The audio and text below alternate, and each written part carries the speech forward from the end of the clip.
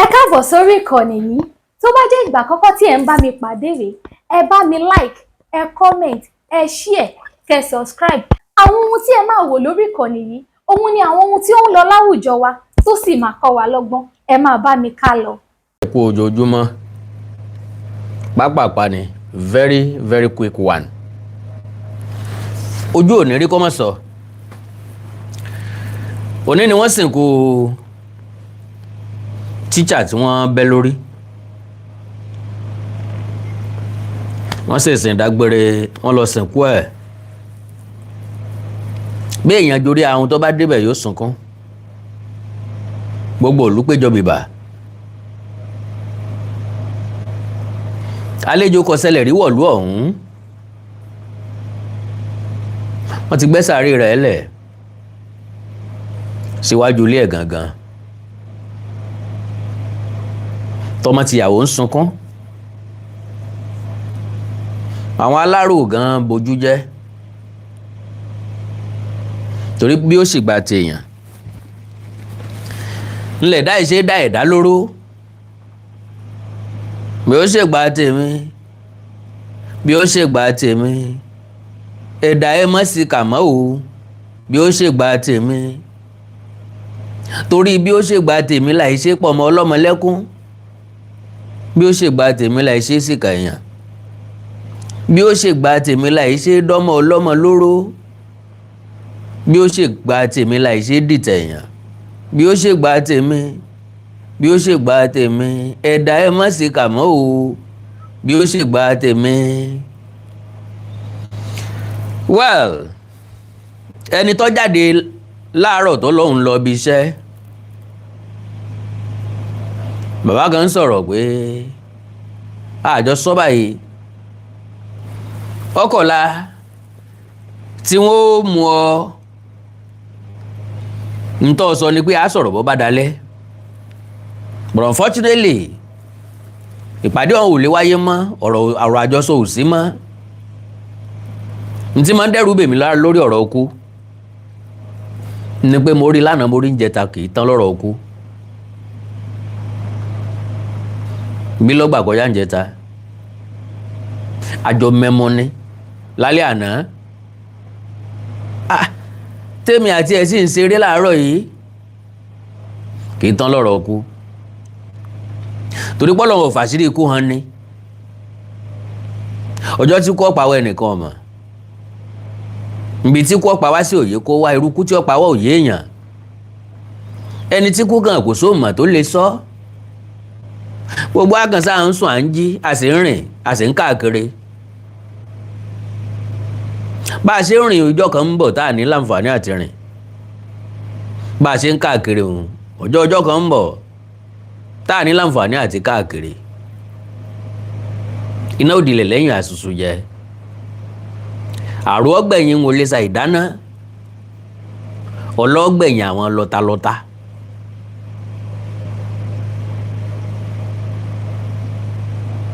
Àtọ́gbẹ̀yìn èyí tá a jẹ sínkù. Ọkọ gbẹ̀yìn olóko. So kò sí ti ń bẹ láyé tí ò ní nígbẹ̀yìn. Bọ́ bá ti ń ro, bọ́ bá ti ń wò, bọ́ bá ti ń ṣe, máa rántí àyọrísí ẹ̀. Bẹ́ẹ̀ ṣe ń wọlé ẹ bá mi bọ́sọ̀wọ́ kan bọ́sọ̀wọ́ méje bá mi pín program yẹn. Bẹ́ẹ̀ ṣe ń wọlé náà ni.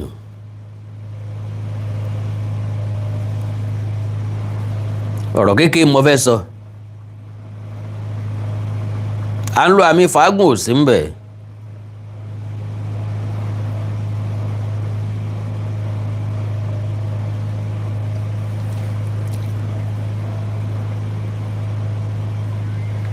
So bẹ́ẹ̀ ṣe ń wọlé òun, ẹ bá ń pín. Àtèmi àtẹ̀yin ò ní rí bànújẹ́. Àkíyèsí mi lásán náà mo wá sọ níbi ìsìnkú máànù yẹn. Ká sì gbọ́ nǹkan tó ṣẹlẹ̀ díẹ̀ ń bẹ̀. Láǹfààní àti lo fídíò yẹn lórí YouTube. Torí pé YouTube ò ní gbà á. YouTube ọ̀gbà pósí YouTube ọgbà pósí pé wọ́n fẹ́ sìnkú kì í ṣe ọ̀rọ̀ YouTube, ìyẹn ni ò jẹ́ ká láǹfààní orí Facebook gbà á, ìyẹn ni ò ní jẹ́ ká láǹfààní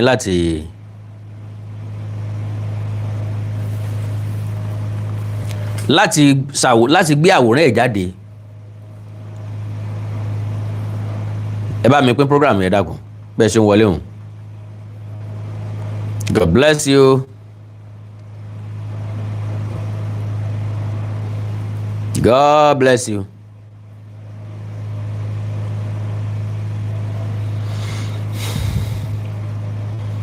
Ẹ bá mi pín bí mo ṣe ń kí n káàbọ̀ sórí ètò fún tòní.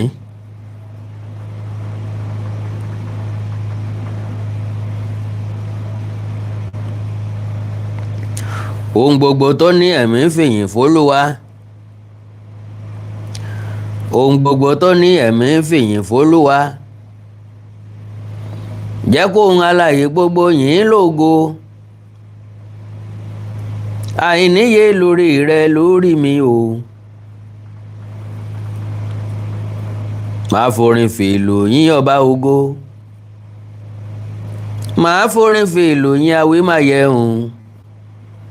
Màá forin fèlò yìn ọba ògo. Màá forin fèlò yìn ẹlẹ́rù níyìn. Màá forin fèlò yìn ọba ògo. Màá forin fèlò yìn ọba mímọ́. Fún àjẹǹjẹ tán orí rẹ̀ lórí mi o. Síbí ilé mi ò fìgbà kan gbọ́ lédè. Aláǹtakùn ọ̀takùn sí kòkò ọbẹ̀ o. A ò ṣòwò àṣedànù nílé wa. Orin ìbòsí ẹgbà mi a ò bá wọn kọ́. Ó ṣe ń bàbá ó ṣe. Ohun gbogbo tó ní ẹ̀mí ń fìyìn f'Olúwa. Pápápẹ́ bá mi share program yẹn. Now ṣé ẹ gbàgbé pé nínú àwọn ọmọ tí wọ́n kó lọ, ọmọ kékeré ọmọ ọdún méjì ń bẹ láàrin wọn o. Àwọn kan gbèrò yẹn lẹ́jẹ̀ wípé wọ́n ti release àwọn èèyàn tí wọ́n kó. Lo and behold, wọn ò tí ì release wọn. Ẹlòmíì ọmọ wò pé Awikonko kí ni fọ́tò olóyè Sunday Adéyẹmọ Ìgbòho ń ṣe nínú tọ́píìkì. Well, bẹ́ẹ̀ làbí ni. Torí pé inú àwọn tó lọ olóyè Sunday Adéyẹmọ Ìgbòho ń bẹ ń bẹ. Nínú àwọn tó tọpa àwọn onísùnmọ̀mí yìí, ẹ trust ẹ̀, Ìgbòho ní dúró kẹsẹ̀sẹ̀ rán bó bá ti jẹ méèyàn, bó bá ti jẹ mẹ́mí èèyàn. So wọ́n gbìyànjú tọpa àwọn ọkọ̀ afẹ̀míṣòfò yìí. Kọ́lọ́ má jẹ́ orí bẹ́ẹ̀ o, ìròyìn tó tẹ̀ mí lọ́wọ́ ni pé wọ́n ti pàkan nínú àwọn ọmọ tí wọ́n mú lọ. So wọ́n lò wọ́n as shed láti dáàbò bo ara wọn. Ìdí nìyẹn tí àwọn ẹ̀ṣọ́ aláàbò tó lọ òfin tí rí àwọn ọmọ yẹn gbà padà o. Torí pé ọgbọ́n lọ̀rọ̀ ń gbà. Bẹ́ẹ̀ ni bí èèyàn bá fi wà wàrà rídà lórí ìkọ́ yóò bọ́ sáni lẹ́sẹ̀ o. Bàbá ní ká lo agídí kọ́lọ́n jẹ́ kárí kankan gbà náà àwọn ọmọ yẹn. Ọ̀rọ̀ wa ti dọ̀rọ̀ ewúrẹ́ tó wọlé aláwo. Ẹ̀sọ̀ pẹ̀lẹ́ lọ̀rọ̀ dà. Bí bẹ́ẹ̀ kọ́ èèyàn jẹ gbèsè o. So orí ibi tá a wà lọ́wọ́ báyìí nìyẹn.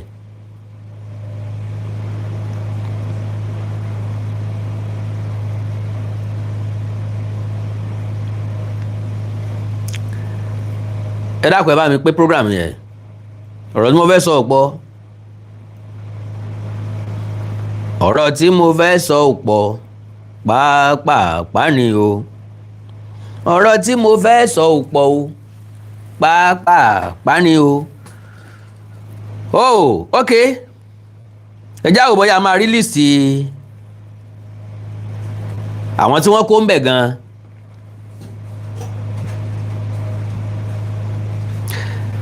gẹ́gẹ́ bí ìròyìn ṣe gbé jáde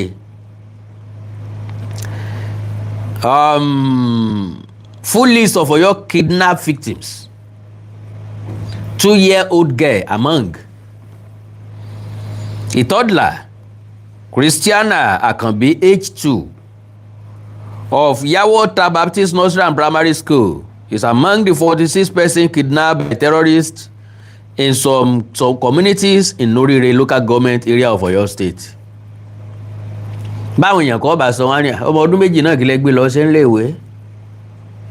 Ńgbà táwa wà níléèwé ọmọ ọdún 6 la bẹ̀rẹ̀ iléèwé, ayé ti yí o. Àti pé gbogbo ọmọ tí ń lọ iléèwé gan kọ́ ló ní ìdí kọ́kẹ́kọ̀ọ́ ńbẹ̀. Ìmíì kíyàrí ò lè ráàyè lọ bí iṣẹ́ tiẹ̀. Tàbí kíyàrí ò lè láǹfààní àti bójú tó ṣẹ́ tiẹ̀ ni wọ́n fi ń lọ o. So ká mọ̀ yàrá mọ́ sáré condemn gbogbo nǹkan. Ọmọ ọdún méjì kí ló lọ sí èèyàn lè gbọ́ ọmọ ọdún kan lọ.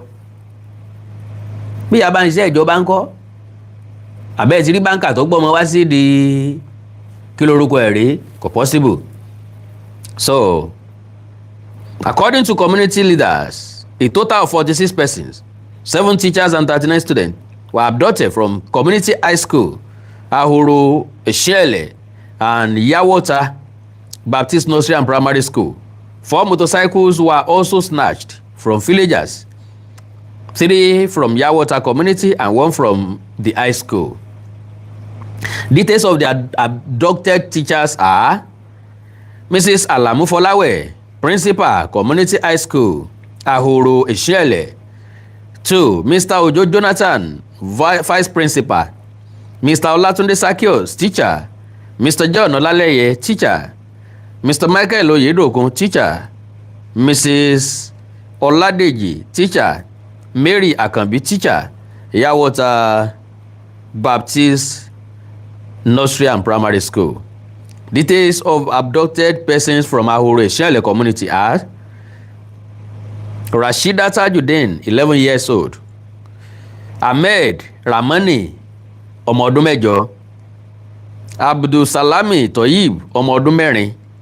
Baraka Abioye, ọmọ ọdún 16.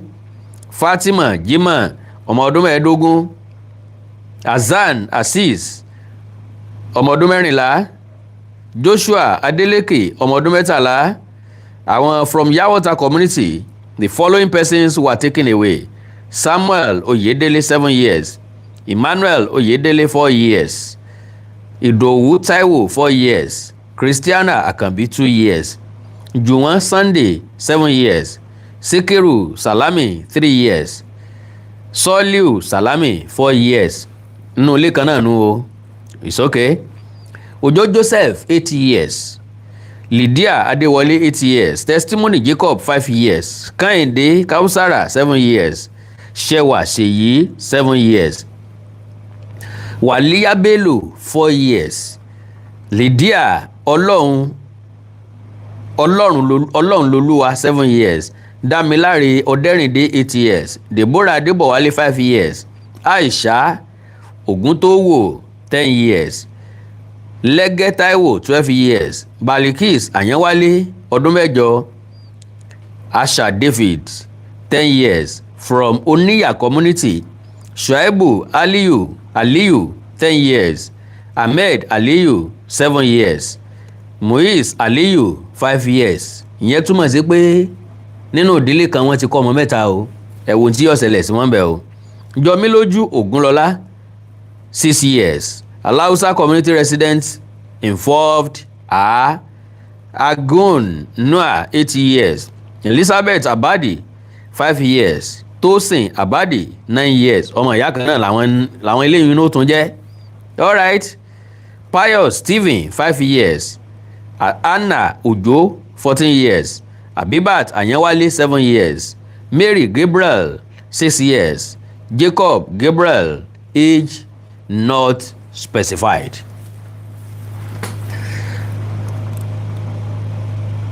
So àwọn ọmọ kéékèèké ni wọ́n kó lọ sá o, ni wọ́n kó lọ máa o. tí a dẹ̀ tí gbọ́ mọ̀kò ń bẹ̀. Alright, ẹ já gbọ́ bí ìsìnkú ṣe lọ ń bẹ̀ ń.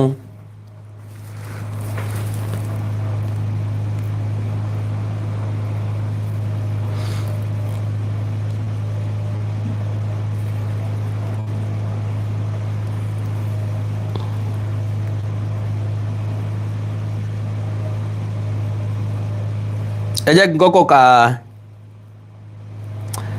family àpilẹ̀kọ yẹn. Family, colleagues bid farewell to teacher kpain in Ogbomoso school attack. Sympathizers at the burial ceremony. Family members, colleagues and sympathizers gathered on Friday in Ogbomoso for the burial of Joel Adesina, one of the teachers kpain during last week's attack on schools in Oyo State.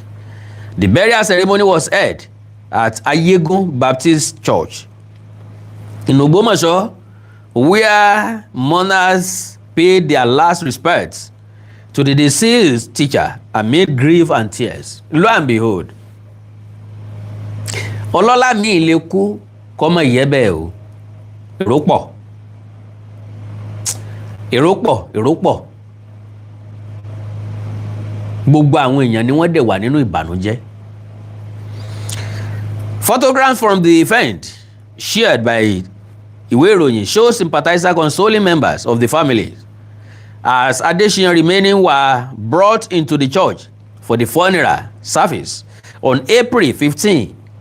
Gunmen riding motorcycles invaded communities along the Ahoro Isele Yawota axis in Orire, Ogbomoso, abducting dozens of students and seven teachers from community high school, Ahoro Isele, Early Primary School, Isele, and Yawota Primary Baptist Nursery and Primary School.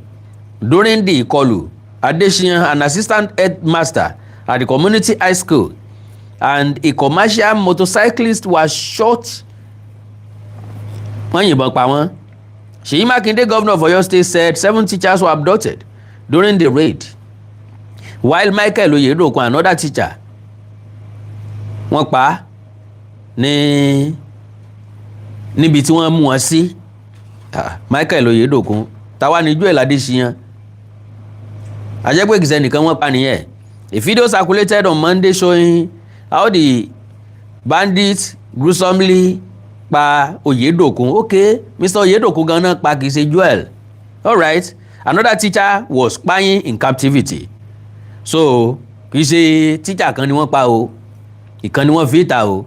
So a video circulated on Monday showing how the now the viral clip sparked outrage on social media, raising concerns over the safety of the remaining victims. Although reports emerged on Thursday claiming the abducted victims had been released, both the state government and the police have dismissed the claims as false. Alright, kó tiẹ̀ tó di pé màá play bí nǹkan ṣe lọ ń bẹ̀. Sienna ni wọ́n fi gbé òkú márùn-ún yẹn wá. Wọ́n jẹ́ nǹkan tó bá yàn lọ́kàn jẹ́. Because as far as I'm concerned, tó gbé mi wá gangan ni pé mi ò rí party state government, mi ò rí party federal government nínú ìsìnkú márùn-ún yẹn. Bó jẹ́ flag, ó yẹ kí wọ́n fi ránṣẹ́, ó yẹ ká sojú ìjọba ìpínlẹ̀ ó wà ń bẹ̀, ó yẹ ká sojú ìjọba àpapọ̀ ó wà ń bẹ̀. Máànù yìí kú sórí iṣẹ́ ni o. Máànù yìí ṣe kíni, ó kú sórí iṣẹ́. Torí àìkúnjú òṣùwọ̀n ìjọba ìpínlẹ̀ àtàìkúnjú òṣùwọ̀n ìjọba àpapọ̀ ló dá ẹ̀mí Máànù yìí légbodò. Tọmọ tìyàwó wà nínú aṣọ ọ̀fọ̀ black. Kò sí aṣojú ìjọba kankan bẹ́ẹ̀. Wọ́n dẹ̀ bá wọn kẹ́dùn lórí social media nínú ìwé ìròyìn. Seyi Makinde ò lè ràn yàn lọ ká sọ wípé àwọn eléyìí o látọ̀dọ̀ ìjọba ni wọ́n ti wá.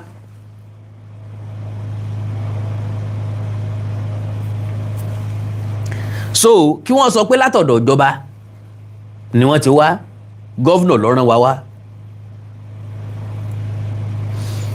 Gọ́vnọ̀ tàbí ká sọ pé gọ́ọ̀mẹ̀ntì ló yẹ kó gbé ambulance kalẹ̀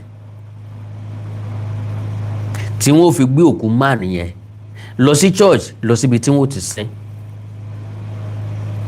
Ó wà very very disturbing. Okay. Oh, May 15, God bless you, sir. God bless you, sir. God bless you, ma. So May 15 ni kì í ṣe April 15 ní ìṣẹ̀lẹ̀ yẹn ṣẹlẹ̀. So now irú ìjọba wo la ní?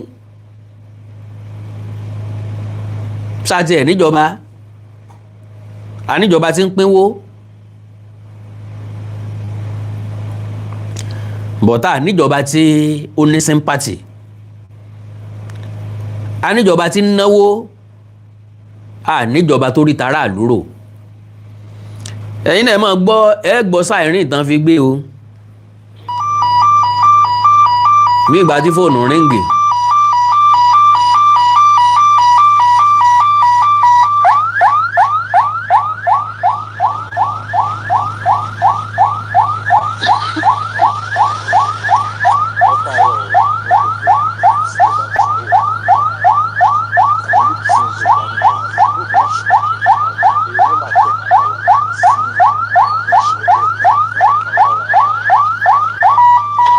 Wọ́n sáà so náà ma lórí, òun náà sáà ń dún. So òkú máàní yìí ni wọ́n ń gbé kalẹ̀ yìí. Òun náà wọ́n ń gbé kalẹ̀ yìí, àwọn aráàlú náà ni wọ́n náà rọ̀ nǹkan wọn. Jẹ́ ń fọwọ́dù ẹ̀ síwájú. Ibo jẹ́ rèé, àwọn ìránṣẹ́ Ọlọ́run ti wà ń bẹ̀ láti gbàdúrà fún.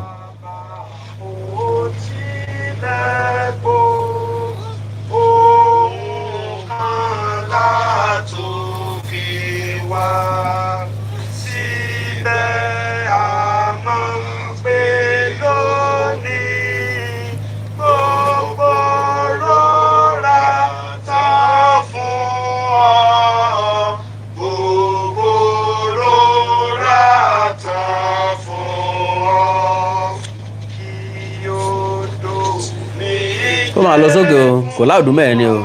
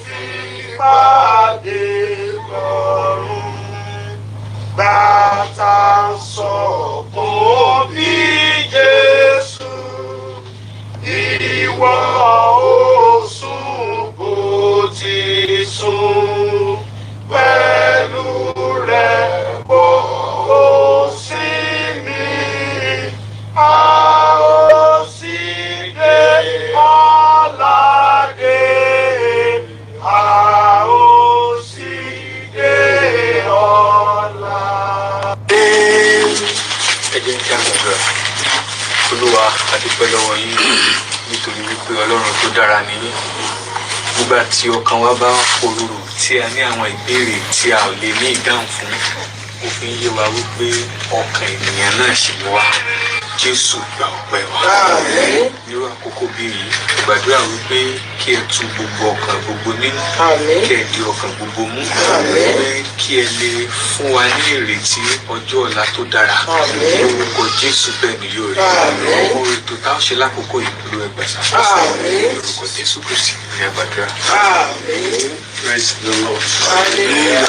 Bí ó ti wo Ọlọ́run wa láyé, ìránṣẹ́ Olúwa ibi tá a máa parí ẹ̀sìn náà nìyẹn pé bó ti wọ Ọlọ́run alààyè ní sọlá tẹ́mi bá bọ́ àsọpọ̀ wọ Ọlọ́run bẹ́ẹ̀ ni bí okùn ẹ̀mí bá já látọwọ́ àìkúnjú òṣùwọ̀n àwọn èèyàn kan á sọ pé bolúwa ṣe fẹ́ ni kí ló dé tó jẹ́ pé bí ìfàlà pé dùnmóyè sí tẹ̀sìn ọba bá já wọn á ní ẹwà bọ́yadé lọ gbogbo nǹkan tọrọ tó dẹ̀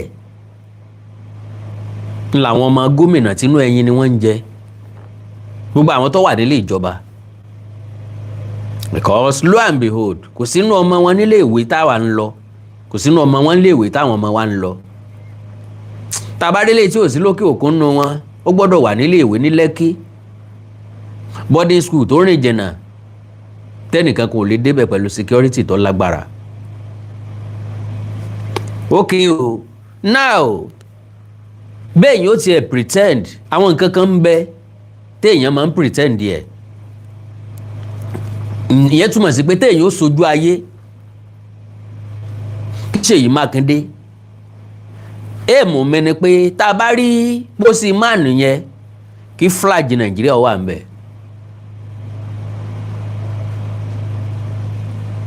ká ní gọ́ọ̀mẹ̀ntì ọ̀gbọ́ another thing Ṣèyí Mákindé fúnra lára rẹ̀ sọ ààrẹ kí wọn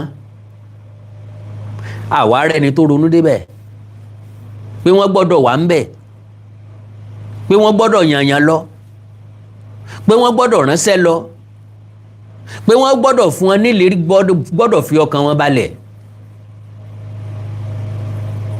ṣé ìyá àtàwọn ọmọ yìí ni wọ́n máa dá kó pa nínú abúlé yẹn báyìí ọ̀rọ̀ ti di tiwọn báyìí àbí bàbá wọn ò jábọ́ lórí ọ̀pẹ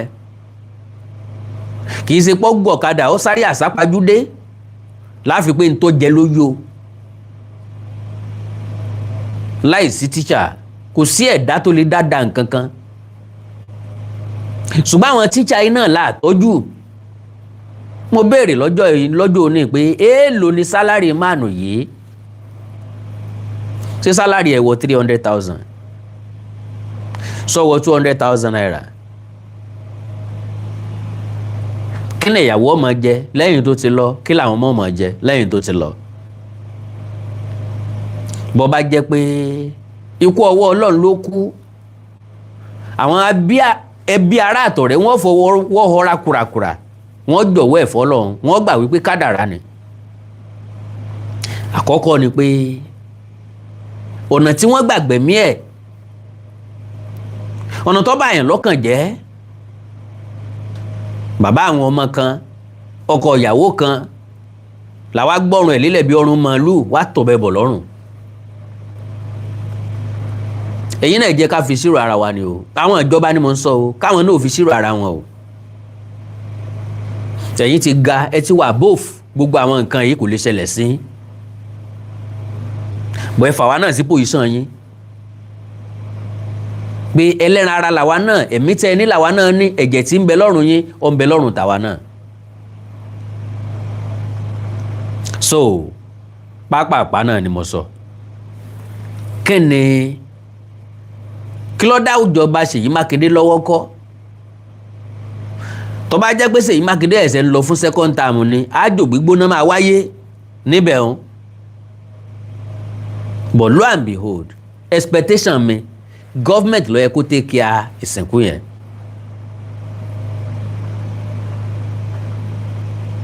torí bójú ṣe Ṣèyí Mákindé ńlọ́tẹ̀ tí yé o ọmọ kéékèèké ọmọ ọdún méjì ọmọ ọdún méje ọmọ ọdún mẹ́rìnlá ní tó dàgbà jù láàrin wọn lọmọ ọdún mẹ́rìndínlógún o wọ́n sì wà nínú gbó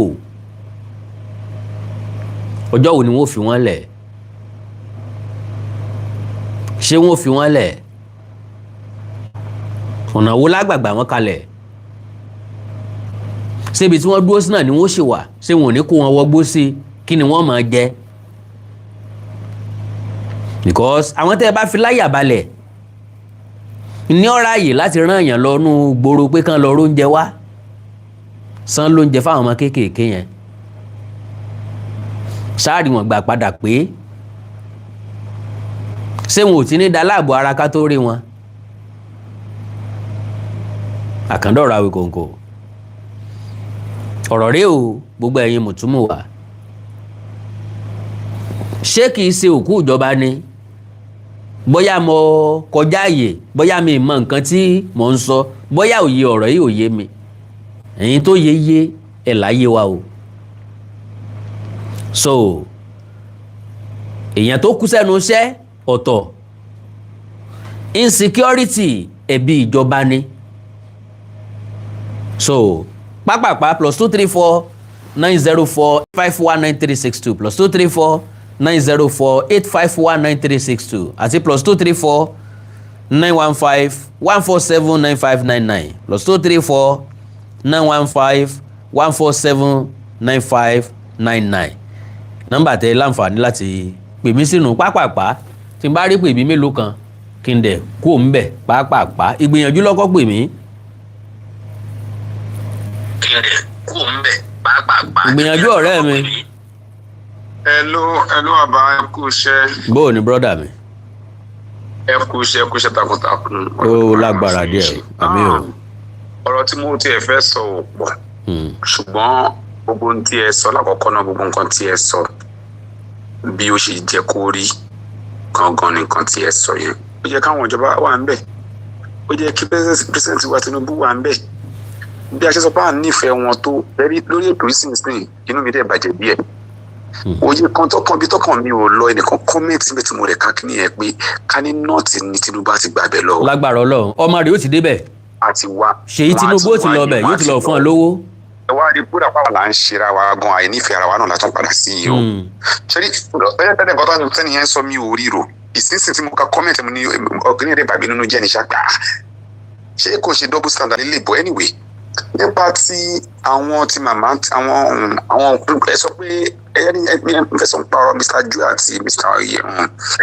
Oyedotun yẹn ni because mo opportunity láti rányàn lọ síbẹ̀. okay. mo dẹ̀ báyàwó màmá yẹn gan sọ wíṣẹ́ fídíò lẹ́nu mo bá wọn sọ̀rọ̀ fún ara mi in fact lórí WhatsApp call ni táwọn ọmọ wọn wà ń bẹ̀ tí àwọn ẹbí wà ń bẹ̀ ẹni ọgbọ̀n fún àtúnṣe láti hospital ni so akọ́dọ̀ nǹkan tí mo gbọ́ Mr. Oyedotun yẹn òun ni àwọn ará bí ẹni burúkú tí wọ́n ṣe tí wọ́n dún lọ́rùn Mr. Ju yẹn nígbà tí wọ́n lọ gbé gẹ́gẹ́ tí mo gbọ́ torí pé àwọn èèyàn náà máa lọ bẹ̀ náà níjọ́ lágbọ́rọ̀ lọ́ọ̀ níjọ́ Sátọ̀dé torí pé wọ́n fẹ́ ṣòkú lé ní àṣẹ lọ àti pé wọ́n ní Mr. Ju ni wọ́n bí ọmọ gẹ́gẹ́ bí nǹkan tí a gbọ́ ṣùgbọ́n Mr. Oyedotun yẹn Mr. Ju yẹn nígbà táwọn terrorists yẹn lọ attack láàrin ìgbà yẹn ni wọ́n pa bàbá yẹn náà yìnbọn fún wọn wọ́n succumb sí inú gunshot yẹn kọlọ́n foríjì wọn ṣùgbọ́n Mr. Ju yẹn Mr. Oyedotun tí wọn inú gbóná ti dún àwọn lọ́rùn so àwọn èèyàn mix ẹ̀ papọ̀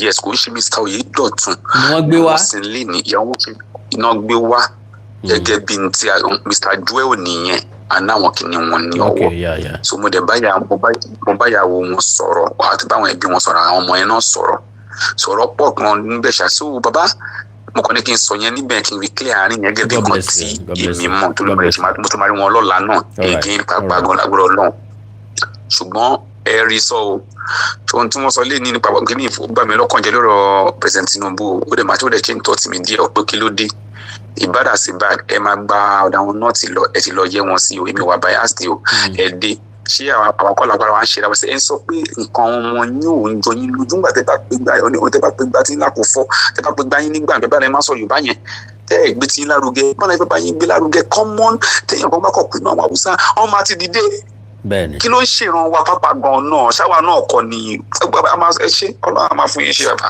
God bless you brother. So, okay, clarification. Mr. Joel, Mr. Oladokun, inú igbó náà ni wọ́n gbẹ̀mí wọn sí, mi rò pọ́n ti release ti wọn. Mr. Joel Adéṣiyàn tí wọ́n ní wọ́n yìnbọn pa lọ́jọ́ tí wọ́n wá kó àwọn ọmọ yẹn. Wọ́n ní bàbá yẹn resist àwọn bandits yẹn. Ó túmọ̀ sí pé akin ni bàbá ọ̀hún. Ẹni tó lè dúró nídúró wípé ẹ lè káwọn ọmọ yìí lọ akínní o tí wọ́n bá lágbára wọn ò lò lọ́jọ́ náà ṣùgbọ́n àwọn tó wá wọn kápá wọn still bàbá yìí náà befit ó nídìí befitting burial kò sí tó bá dì tíjọba bá ránṣẹ́ lọ síbẹ̀ because the same thing náà ni ọgbẹ̀mí wọn bí security bá dáa àwọn jàǹdùkú ò ní wọlé ìwé wá pọ́n fẹ́ wá kọ́ ọmọ tán bá wọlé ìwé wá pọ́n fẹ́ wá kọ́ ọmọ bàbá ò ní resist bí bàbá ò bá resist wọn nípa bàbá òun bàbá. hello. hello sir. Olódùmarè àdúró tí kò ní bàjẹ́ o. àmín o. ẹ máa mọ̀ ṣe o. àmín sir. ẹ jẹ́ n sáré méjì point kékeré méjì mẹ́ta tí n bá tẹ́bà ní màá. alákọ̀ọ́kọ́ ni pé mo fẹ́ kí ẹ ṣàlàyé fún mi kí ni ìwúlò service tó ń gbé òkú lọ sí ṣọ́ọ̀ṣì lọ ṣe lẹ́yìn ìgbà tí wọ́n bá ti ṣó máa mọ̀ kó wọ̀jọba àwọn mi àbí yóò lọ́jọ́ kúrò nínú náà yóò bá sọ pé tọ̀ wọ́n ti ṣèṣe fún ẹ nílé o ó yá rìnṣó sí àlùjọ náà ó ní reason mo fi ń béèrè o torí reason tí mo fi ń béèrè ni pé níbi tí wọ́n pa ọmọ káàárọ̀ oòjíire délé ni kò yẹ kí òkú kan ó kú ilẹ̀ Yorùbá tí ikú ẹ̀ tọwọ́ Fúlàní wá ká máa ro òkú yẹn dandan ni ó yẹ ká ro mi. ẹ gbọ́n tí mo wí sà. ó yé mi dáadáa. ó yẹ kí ó jẹ́ standard protocol pé tí Fúlàní bá pa àyàn o ṣùgbọ́n ọmọ Yorùbá ni wá káàdẹ̀ rí wọn mú ẹ jẹ́ ká ro òkú yẹn. kí ló dé tó yẹ pé àwọn ọmọ ìṣẹ̀lẹ̀ kóra wọn jọ. kókù yẹn gangan fúnra lára ẹ̀ ọlọ́jà. bàbá mi kókù yẹn kàjàjà ní. àbí nǹkan tá a fi ń ro ṣé n tá a fi ń ròkú òsì mọ́ ni. ẹ ṣe bàbá mi ẹ jèrè èmi tí mo wà ń bì ó wà nínú wíìlì mi pé tí n bá kú kódà kí n sùn kí n má fọ́tà mi má jì ẹ̀rọ mi torí àmọ́ ibi tó ti wà. mo lè máa ń sọ kinní kan eléyìí fún àwọn tó wà ní diaspora Amẹ́ríkà lè mú wa. mo jókòó ọjọ́ kan mo wá Nàìjíríà mo wá kọjá níbì kan ní ìlú Alóńdó níbi tó ń sin àwọn olówó sí tí wọ́n invest sí church a particular church ní Ondo ó ní cemetery so mo wá ríbi tó ń sin àwọn olówó yìí sí 20 years later 25 years later mo rí pé gbogbo àwọn graves yẹn ti wà ó ti sink igi ti wù síbẹ̀ igi ìrókò igi ọmọ gbogbo ẹ̀ wọ́n rò pé àwọn tó náwó wọn fún church ní gbogbo ìgbésí ayé wọn bàbá mi tẹ́ bá wá sí Amẹ́ríkà mo dẹ̀ mọ̀ pé máa wá pẹ̀lú àṣẹ Ọlọ́run burial ground tó wà ń bí ẹbí anybody léèrè téèyàn bá kọjá ń bẹ̀ bí wọ́n ṣe máa gé grass ẹ̀ tó máa tẹ́ flower sí alábẹ́ pé kéèyàn tẹ́ tó wẹ̀lì lẹ̀ kéèyàn sún sẹ́gbẹ̀ẹ́ wọn alábẹ́ pé kéèyàn tẹ́ tó wẹ̀lì sílẹ̀ kéèyàn ra sún sẹ́gbẹ̀ẹ́ wọn. náà wọ́n máa ń sọ kíní kan fáwọn fámìlì mi pé ẹ wá o tí n bá ṣe mistake kú sí Nàìjíríà ẹ gbé òkú mi padà sí Amẹ́ríkà torí citizen ni mí tí mi ò bá ṣe é gbé ẹ jó mi sínú ìgò ẹ wá dà mí síbí báyìí torí pé the worst thing that can happen to me bí mo ṣe fẹ́ràn Yorùbá tó ni pé kí n padà jí kí ìrètí ló máa tó fún visa ní ayé kejì torí àmọ́ tó ń ṣẹlẹ̀ lọ́hùn á lè gbé àpadà wá mọ́ká tó padà wá kí n ṣe tí ló máa tọ̀ sí eléke christian bí mo fẹ́ lọ tẹ̀ka ní kí mo fẹ́ lọ ṣe interview no tí n bá kú ẹ̀sìn mi síbi ẹnì kan tó máa ń gbàdúrà fún mi pé wọn ò ní gbòkó ìwálé mi ò kì í ṣàmì torí pé tí mo fẹ́ gangan nìyẹn kó má gbé wálé now ẹ jẹ́ kí n move sí second point the second point ni pé ẹ sọ̀rọ̀ kan lẹ́ẹ̀kan ẹni pé àwọn kan lọ ń spread rumor pé wọ́n ti release àwọn people yẹn o ṣé mo wọ́n tó bá yẹ pé àwọn law enforcement wá mọ̀ nǹkan tó ń ṣe àwọn tó spread rumor yẹn kàn arrest wọn because ó lè jẹ́ àwọn ará bí náà wọ́n padà wá sórí social media tó wá ń spread propaganda láti ṣe kí ni for one motive or the other because when you look at it wọ́n mo fi sọ fún àwọn èèyàn pé ọ̀rẹ́ wa ọ̀rẹ́ ọmọ yẹn léṣòwò rẹ̀ ó yẹ kó lọ tọ́jú ẹ̀ ní Yaba because òun iṣẹ́ tóun specialize nísìnyí ni pé àwọn tó máa ti ń frame àwọn èèyàn náà online ó dúró gẹ́gẹ́ bí olúwa àtolùgbàlà wọn which is a no-no ní Yorùbá society again the point mi so now the point is àwọn tó sọ ilé yìí ó yẹ kí wọ́n arrest wọn kí wọ́n bi wọ́n léèrè kí lẹ mọ̀ nípa àwọn tó ń tẹ̀sán pé wọ́n release yìí màá ṣàmọ́ kankan kí kó lọ máa kọ́ sórí social media. bẹ́ẹ̀ni. ẹ̀gẹ́ torí mi náà rí news yẹn tó ń fly around tí wọ́n ti release wọn tí mo jà ọlọ́run pẹ́ o létàlá tó gbọ́ pé wọ́n ní wọn release wọn so yẹ kó arrest àwọn wọn. bẹ́ẹ̀ni number 3 ni wípé sà mo fẹ́ béèrè ní ìwẹ́jọ́ ń bá lọ́ba ńlẹ̀ Yorùbá because mo lọ sórí Facebook kò sí ọba kan nílẹ̀ Yorùbá ní last weekend tí ò lọ pàtí kò sí kódà àwọn kan kọrin lẹ́kọ̀ọ́ pé ẹ má ti àwọn olúwo ẹ má ṣe ọba eléyìí àti ìbíbà ọba tọ̀hún àti ìtọ̀hún eléyìí ibẹ̀ yẹn ẹ lọ sórí social media handle àwọn ọba ẹ rí wọn gbogbo wọn lọ sí pàtí àmọ́ rí ò bá kú ṣé mọ̀ pé tí wọ́n máa ń jáde wọ́n ti gbé kinní kan dé olórí aládé dé lórí pé kinní kan dé ọmọ àwọn tó ń kígbe yẹn náà ló ń pa ilé ìkọ̀kan mi ò rí ibi tí ọba ti ń lọ wájú àkọ́bí ẹ̀ ń kígbe wájú ẹ̀ pé olórí aládé ló lè. kò ṣẹlẹ̀ rí. àbí àbọ̀mọ̀ òwú adé ló ń kígbe wájú ẹ̀ yẹn. kò ṣẹlẹ̀ rí. àwọn tó ń yẹ ẹ̀yìn sí àwọn tẹ́ wọ́n fi ń pè yín lọ́ba tẹ́ ẹ balẹ̀ lórí náà wọ́n pa ọmọ yín lábẹ́ yìí náà. náà ẹ wá jẹ́ kí n bá àwọn ọba yẹn sọ̀rọ̀ tó mọ̀ wọ́n máa ń gbọ́ ṣòó yìí mo gbọ́njọ́ tí ọ̀rẹ́ wa lọ́yọ̀ọ́ tó ń sọ nígbà yẹn pé tó bá ti gbọ́ ṣòó àbí gbogbo wọn àtàkì òun sọ̀rọ̀ fẹ́ bá àwọn ọba ilẹ̀ Yorùbá sọ̀rọ̀ ẹ jọ̀wọ́ ẹ̀yin ọba ilẹ̀ Yorùbá tí ẹ bá lè ṣe ẹjọ́ pẹ́ ní bú yín ẹ ti get point mi yes ẹ kúrò ń bẹ̀ honourably torí Ọlọ́run mo bẹ̀ yín tí ò bá tẹ́ bá ti mọ̀ pé ń tẹ́ wá ṣe ẹ wá jẹun ni a máa dá owó fún yín lórí go for me ọba tó bá kúrò ń bẹ̀ honourably ìyá donate owó fún ẹ get àwọn mobilize àwọn èèyàn pé ẹjẹ́ àdáwó fún kò lè ṣe ó dẹ̀ kúrò lẹ́rọ̀. kọ́ máa fi ṣe business kọ́ dẹ̀ máa jẹun.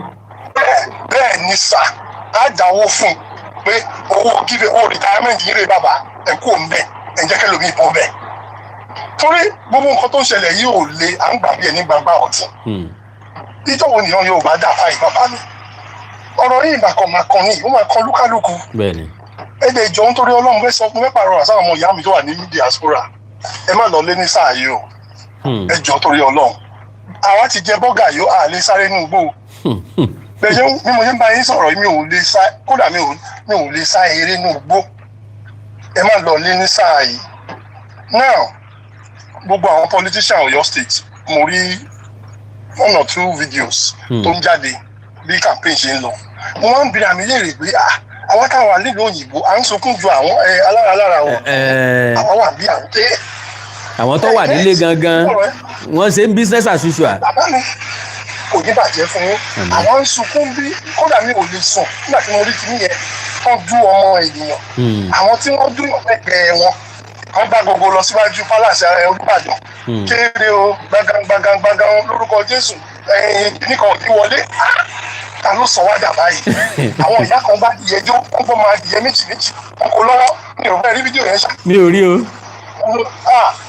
mo máa sẹ́ǹdì ẹ̀sìn lálẹ́ ọmọ rẹ̀ bu kínní kan wọ́n á kọrin fún wọn ló fọ́ wọn ní òròmọdìyẹ méjì. kán lọ mọ̀ sí òròmọdìyẹ tágbàrá ó gbé lọ. aláì tàlẹ́ wà sí láwà wọn kò lò wá di méjì dání wọn á ń jó wọn fi ọ̀nà rẹ̀bù kínní kan ló lè ṣe ó fún wa lóòrò máa di méjì wọn á sọ fún ọ̀rẹ́ mi mo níbo láti fẹ́ bẹ̀rẹ̀ pẹ̀lú àwọn pípọ̀ báwo la ṣe fẹ́ fún wọn lórí orientation báwo la fẹ́ gbé wọn dé lẹ́yìn wọn understand nǹkan tó ń ṣẹlẹ̀. bàbá mi náà to piggyback on ọ̀rọ̀ tẹ́ sọ mo ti wà lamẹ́ríkà ti ṣe díẹ̀ tíyàn bá kú níbi bàbá ẹ̀ bóyá citizen of US tó ń pa nílùú mi àbí government employee president ma order pé kàn bring the flag the America down. Anywhere tẹ́ bá ti lọ rí flag yẹn tó máa wọ́n pè ní half mast which means pé wọ́n ṣe ọ̀fọ̀ nílùú yẹn. ẹ get wọ́n ṣe ọ̀fọ̀. Ìjọ wo ni Nàìjíríà máa wà sensitive sí àwọn people yìí? It's just business as usual.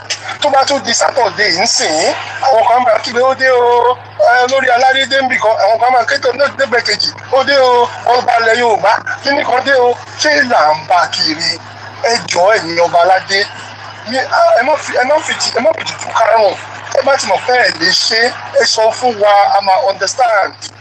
Now Abikonko àwọn ọmọ tí wọ́n kidnap yẹn sà 4-year-old 5-year-old ẹ jẹ́ ìparọ́ kan fún yín lẹ́nu títí tó máa fi jọ́lọ́run nípò ìdáyé tó máa dàgbà tó máa darúgbó this event kò lè kúrò ní láì trauma ẹ̀ ò lè kúrò ní ayé wọn mọ́. There is something called post-traumatic stress disorder PTSD nígbà tí èèyàn wo tíṣà ẹ̀ your beloved teacher tí wọ́n ń du lọ́rùn tí wọ́n du lójú ẹ̀ bí mo ṣe wà ń bíbà yìí mo máa ń rí àwọn tíṣà mi Mr. Alábàjáre God bless you máa yí kọ́ mi ní march máa yí ọkọ̀ tíṣà mi kan sì ló kú mo sunkún because mo ti ní plan fún máa yẹn pé tó bá ti dáa fún mi ara àwọn tíṣà tí mo fẹ́ràn lọ́wọ́ rẹ̀ my mother was a teacher ìyá mi náà mo wá imagine tó wáyé pé ìyá mi wà láyé kó ìyá mi mọ́rú gàgẹ́ nìkan lọ dùn lọ́fọ̀ọ́ àdé gbogbo yẹn dẹ̀ ṣẹlẹ̀ ìjọba ò tiẹ̀ lè sọ pé ẹ̀pẹ̀lẹ́ ń bẹ̀ yẹn. bàbá mi nǹkan ti bàjẹ́ Nàìjíríà. mẹ́wàá ti bàjẹ́ o. nǹkan ti bàjẹ́. mẹ́wàá ti bàjẹ́ sà. ẹ jọ̀ọ́ torí Ọlọ́run ẹ má dákẹ́ àti máa sọ̀rọ̀ Awíkonko. God bless you baba. God bless you baba. ṣe rí kéèyàn ẹ̀yẹ́ ń parí ẹ̀ báyìí kéèyàn lọ gba social media badge. tí tó máa ń fi sẹ́gbẹ̀ẹ́ orúkọ rẹ̀ lórí Instagram yẹn ó pè èèyàn ojú sí fesi title lọ́nà Yorùbá. Ọlọ́run ẹ jẹ́ wà ní diaspora ẹ má gba oyè lọ́wọ́ àwọn ọba yìí mọ́ ibi ká ẹ jẹ́ ká hot tiwọn economically financially ẹ jẹ́ ká hot tiwọn mo lọ́ba tó ń message mi kí wọ́n support mi ò support anything right now ẹ kó ṣì dànù tẹ́ bá ṣe dáadáa a máa support yín ẹ má gba oyè lọ́wọ́ wọn ẹ lọ gba social media badge kò ní bàjẹ́ fún yín. God bless you baba mi ní wáyé tí o. Thank you. All right sir.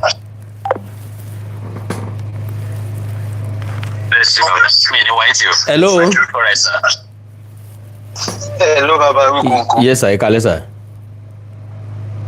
Mo sọ fún yín mo ní tẹ́ ẹ bá study Nàìjíríà wa yẹn dáadáa ìlú yẹn sẹ́ ìlú yẹn ò kì í ṣe ìlú sẹ́ Nàìjíríà ò kì í ṣe ìlú ló dàbí ẹni pé wọ́n kàn kó àwọn ẹranko jọ sínú ibì kan wọ́n kàn fa àwọn kan so lórí wọ́n kàn ṣe ntòwù wọn tí ò tẹ̀sẹ̀ nítorí ó ní mo ṣe máa ń sọ fáwọn àbúrò mi má jẹ́ kí wọ́n pa ẹ́ o ní Nàìjíríà tán bá pẹ́ wọ́n pẹ́ gbé ni o.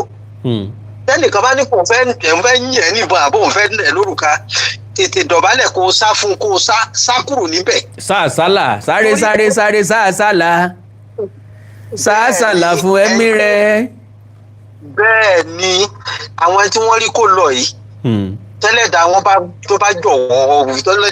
jọ̀wọ́ fún tán bá rí wọn gbà déédéé tí wọn ò bá rí wọn gbà ẹ ti gbàgbé àwọn ọmọ tán kọ́kọ́ kó lọ ń bọ̀ nù ni ṣé wọ́n rí wọn dàárọ̀ yìí. wọn ò rí wọn o. wọn ò rí wọn dàárọ̀ yìí ni mo sọ fáwọn àbúrò mi pé ẹ mọ̀ jẹ́ kí wọ́n pa yín o ẹ mọ̀ jẹ́ pa yín o. wọ́n ta ilé ìtàn fẹ́ tà ń bẹ̀ wọ́n fẹ́ ilé ìtàn fẹ́ yàwó nínú wọn ọmọ síbọ̀kì. eléyìí tí wọ́n fẹ́ yàwó tó ń bímọ fún wọn wọ́n mú nú wọn. bẹ́ẹ̀ni. ẹ jẹ́ wá ṣe rí ọ̀rọ̀ tí màá tó sọ̀rọ̀ tán sì ń sọ yẹn. bẹ́ẹ̀ni. a ní sẹ́ńgbà míì ìyá mi kú ní 2011 aláàfẹ́ ṣe bẹ̀rẹ̀ grand wọn bàbá Awíkonko ó tó 3 hours tí wọ́n fi sán oko níbi ilẹ̀ church tí wọ́n sì mọ́ mi wá sí ká tó rójú olórí wọn kan tó ráyè sí bẹ̀rẹ̀ grand yẹn kan tó ṣe táyì sí everything sí. mo wá sọ fún nígbà ní gbogbo ẹ̀sìn wá rí báyìí níbí báyìí mo gbé woman kan màmá ẹ̀ ti kú láti 1973 bàbá Awíkonko tí n bá sọ fún yín pé ìgbà tí mo gbé débi bẹ̀rẹ̀ grand yẹn ẹ máa ròyìn pé wọ́n ṣẹ̀ṣẹ̀ bẹ́rì woman yẹn lánàá ni. a ní bí mo sọ fún àbúrò mi kan mo ní àwọn ẹni tó ti kú nígbà míì kan tí máa ń kọjá bẹ̀rẹ̀ grand ní Amẹ́ríkà yìí ó máa ń dàbí ẹni pé wọ́n ń gbádùn ìjà àwọn ẹni tó wà láàyè Nàìjíríà lọ níbi kan nígbà wà tèmi wà Nàìjíríà ẹ lè rán ibo mo ti fẹ́ rí náà Christmas àwọn olówó ló ní náà Christmas nílé ní Christmas náà iná Christmas máa wà nù bẹ̀rẹ̀ grand báyìí ní bàbá Awíkonko ní gbogbo December period iná máa wà nù gbogbo àwọn tó jẹ́ family àwọn tí wọ́n ṣe síbẹ̀ wọ́n máa gbé different type of Christmas lights ní festive period tí gbogbo ló bẹ̀rẹ̀ grand tí gbogbo náà máa tàn yẹn síbẹ̀ báyìí tí mo ní mo á sọ fún brother mi tá a jọ wà bí mo ní ẹran tí ìjọ tá a lọ sán tá a fẹ́ ṣe bẹ̀rẹ̀ grand mọ́mì wa ṣe mọ̀ pé bíi 2 hours ni wọ́n fi sán oko bẹ̀rẹ̀ ká tó rí ibi tí wọ́n sin wọ́n sí. mo ní sọ kí wàá láǹfààní pé kéèyàn mọ̀ gbé sájò tí mo sọ fún ẹ̀gbọ́n mi jẹ́ mo ní kí n bá kú èmi prefer kan sí mí síbi yìí o kan sí mí síbi kí n wà láàrin àwọn tí mo ń wò tán náà sàárín wọn bí. kì í ṣe lè pé wọ́n ju òkú àwọn èèyàn dànù ní. kì í ṣe lè tí wọ́n tó lọ wú padà tó bá yá. ìmí kan máa wà gan tó jẹ́ pé tán bá ti ń sí tán wọ́n ti máa lọ gé orí ẹ̀.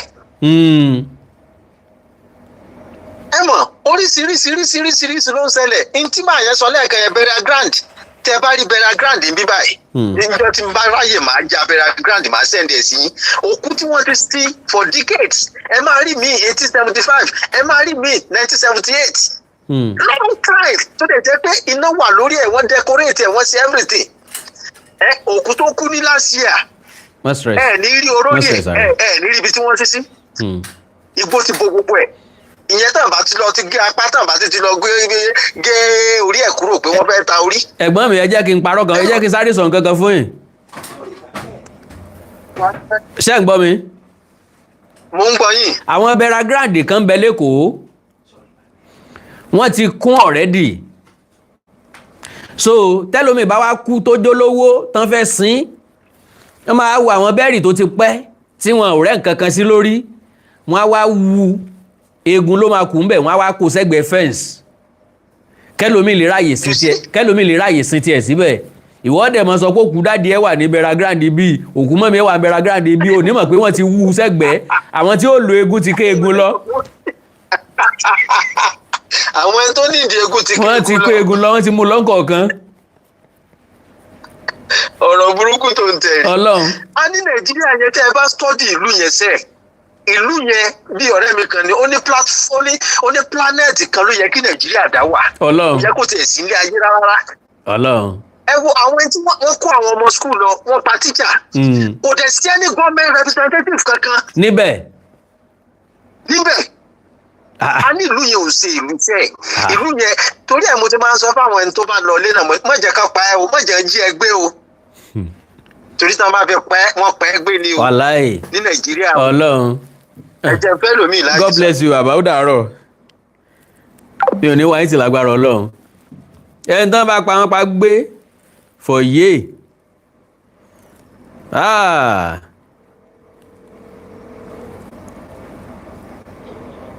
ẹ káalẹ́ sà.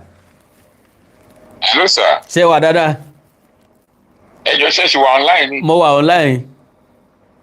ok ṣé mo lè sọ̀rọ̀. ó yá bàbá.